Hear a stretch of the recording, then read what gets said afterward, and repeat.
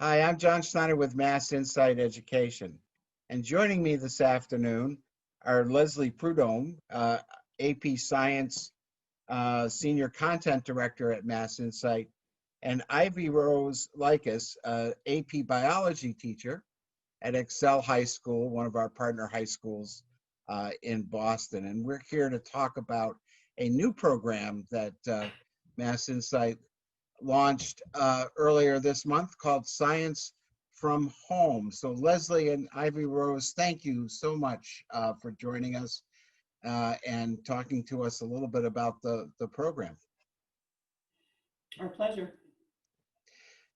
Leslie, yeah, you were really the brainchild behind the program, and wanted to know if you could tell us a little bit about what exactly is Science from Home and how does it work? Well, thank you for that, John. Science from Home was an initiative that was developed in collaboration with miniPCR. In some areas they're better known as Amplius, which is the company name, but miniPCR developed a thermal cycler that has been used for several years, and I've been using it in the Boston schools, working with teachers over the last couple of years. As COVID shut schools down or put us into virtual situations this spring, we began thinking about how we were going to be able to provide biotech to schools in the fall. And so miniPCR developed a couple of labs that I was encouraging them to develop. And we found a way through the funding sources that Mass Insight works with to come up with some grant money so we could actually provide this to schools. So there are 3 labs that are being run in 8 partner schools in the Boston area, and that's going to influence 250 kids directly. Should say that the program, the Science from Home program, is sponsored in part by the Massachusetts Life Sciences organization, and we're very pleased that they've been able to join us in this effort. It's been a real collaborative effort. Several companies have been involved. There are folks who have worked with miniPCR to develop 2 of our labs. All 3 of these labs are dependent on fluorescence, and so there's a neat little viewer. Normally we would use a blue light gel electrophoresis type chamber, but miniPCR developed this low-cost chamber called the P51, and you can actually see an experiment in there.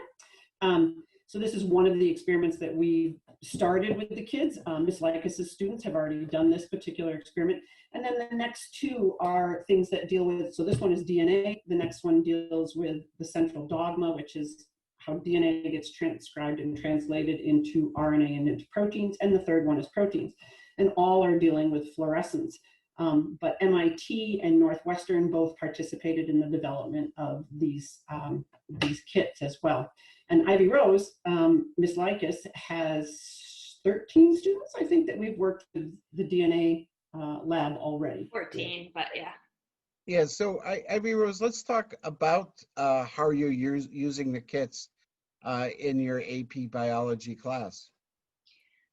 So we're using the kits, so students were doing Unit 1, which is Chemistry of Life, and the DNA Glow Lab it was used to go and have students learn about the base pairing rules of DNA with A's and T's, C's and G's. And it's connected to one of the standards, learning about biomolecules, and more specifically thinking about nucleic acids and their structures. And so would this be a lab that if you were in school or having a class in the actual classroom, this would be a lab that you would do in the classroom? Yeah, you could definitely do it in the classroom for sure. And what's been the student reaction so far to the labs? So, I mean, getting equipment into students' hands when they're at home, they love it. They were so excited to get the equipment and just play with some of the stuff. They had a mini pipette, and they got to play with what P90, yeah, and that miniPCR, like all the different tools and stuff they got. And so we got all the equipment in the hands of the students. They had like a little bit of an evening to kind of play with it. And then the next day we got to do the lab. And they just thought it was really cool that they're using this equipment at home and they have access to it to do it. And we did the lab over Zoom. And so, you know, we're all just trying to learn as we're going, and because just thought it was a really cool experience. And they were very adaptable as far as like the viewfinder and like needing to be in dark. And like, so kids are like on the Zoom, they're out looking at pictures and coming back. And so they just had a really good experience doing it. And as a follow-up, they did like a flip grid where they explained it, and kids just got even more creative with like incorporating the equipment and the pictures they took and like their explanation to show that they like really enjoyed it and they're excited for the upcoming labs to come for sure. So it's a very interactive, very hands-on Yeah. lesson. And are you finding that because it's more hands-on, that you're able to engage students better because of the activity? Yes, definitely. And so like Leslie co-taught it with me. And so what was nice is like having two adults kind of managing the class, regardless of the size, was also really helpful. So then you could, you know, pull a kid into a breakout room, kind of do some little interventions with them and support them, and then come back. And like the level of engagement was like, you know, at first it's kind of like a deer in the headlights, like, oh my God, like this is like, what's going on? This is so cool. And then they kind of like went with it and were really enjoying the work that they were doing. So, you know, you think about doing lab experiments at home, especially AP biology. I'm assuming that these are very safe. You know, there are no issues with doing any of these experiments at home, safe for the family and siblings, etc. I mean, I think Leslie can speak more to that, but I think with all the stuff that they got, most of it was disposable that they could throw away safely. And then the actual equipment was something that we lent them, and then they got to go back. And I had two parents actually who, like, I was like, oh yeah, you have it for the rest of tonight. So like, y'all can play with it. And like, I had two parents that were even like playing with micropipetting the water and the food coloring and other solutions that we had. So it wasn't just the student that was being engaged, but it was also engaging the parents or like siblings that were involved too. Like, I think we had some siblings that were like watching as we were carrying out the experiment as well. So it was like well-rounded experience for basically the whole family. So Leslie, is that sort of similar observation from your end in terms of student Yeah, engagement? I'm smiling and chuckling to myself because Ivyrose had two young men who worked in the same home together. They each had their own equipment. And there was a little 8-year-old girl who would run by and stick her head in the screen and say, I want to do it. So it was kind of fun to watch them. And we actually set it up so that these young men could do it a second night and have the equipment for even longer because they had a couple of snafus. But it worked out really well. And in terms of safety, that's a big precaution that miniPCR works into their labs, and everything is pretty straight up front in terms of what we're working with for reagents. And the reagents are in such small quantities that you know, we're talking millionths of a liter, literally. And so any residues that are left in the tubes that are provided to the students with those reagents are just disposed of in a plastic bag that we provide them, and they just go into the regular waste stream, and it's perfectly legitimate waste materials. So yeah, it's a very safe situation. So this was the first experiment, and how many more experiments do you have over the next several months? There are two more in line. As we briefly mentioned before, the teachers have the choice as to how they want to implement these. We provided guidelines, Mass Insight provided guidelines, but they, you know, we don't want to tell teachers how to teach or what they need to put into particular units. So some of our teachers are choosing to do all 3 labs that we're offering in one small window of time, approximately 2 weeks, and that'll come in December. But others, like Ms. Likis, they're going to space it out over the course of their semester to support specific units. So the next 2, one is dealing with, as I mentioned earlier, central dogma, which is the premise behind how the information that's stored in DNA gets put into physical reality within an organism.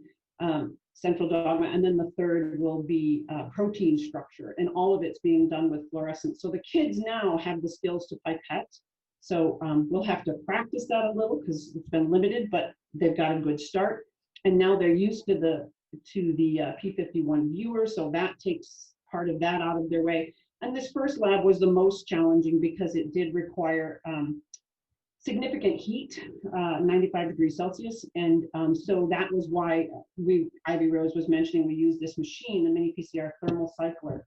And that has been our limiting factor because this is it's a very reasonable cost machine for a school to buy for a district, but to put it in the hands of 250 students in their homes was a bit of a challenge for us.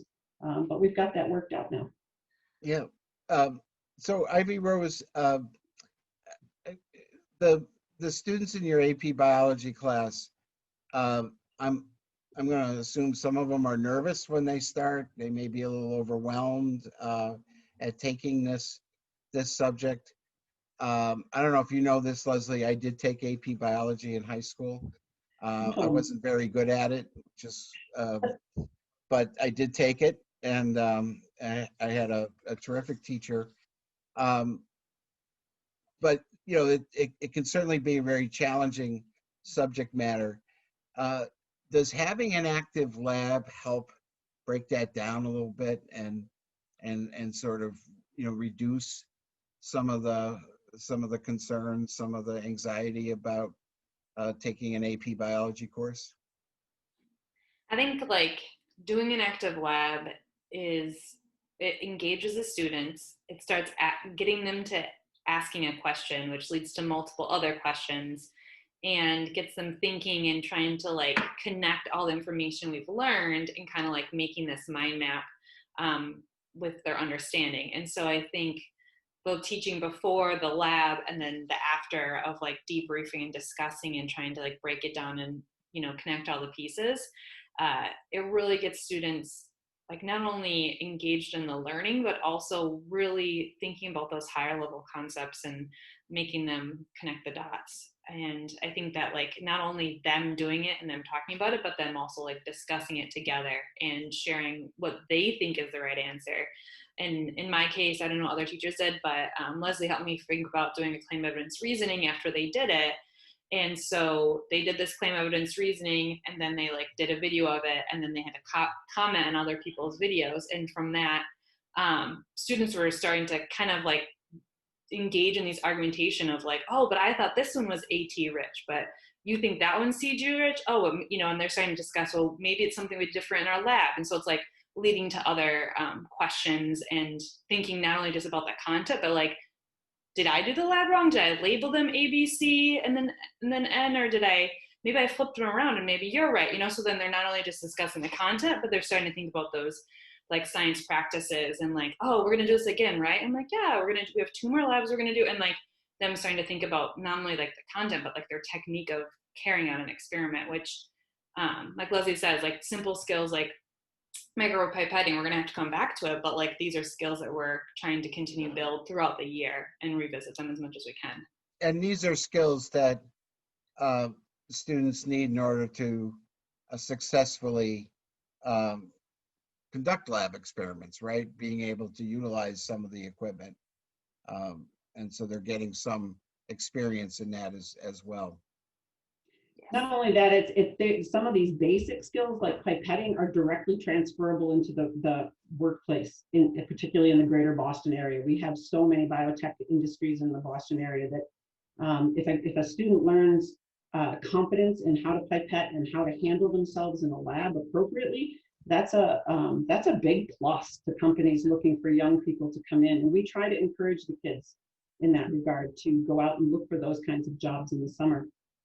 And just to add on to that, one of my students last year, Amin, which I think Leslie probably remembers, he ended up working with Tufts over the summer, working in the lab, doing with a professor working on research. And he literally like had to pipette like all day and was like doing that kind of work. But, you know, he had so much exposure in our class that he then was able to do that and got an internship, and he's going into his senior year, and he's, you know, really thinking about, you know, doing science and pre-med and all that fun stuff. He's a great kid. That's, that's one of the reasons why we really appreciate the support of the Massachusetts Life Sciences Center. I think I misspoke earlier, for helping to fund this program, because it's not only helping students, sort of develop their knowledge about biology, college level biology while they're in high school, but also some of the important skills that are needed here in Massachusetts, being such a center for the life sciences industry globally. So,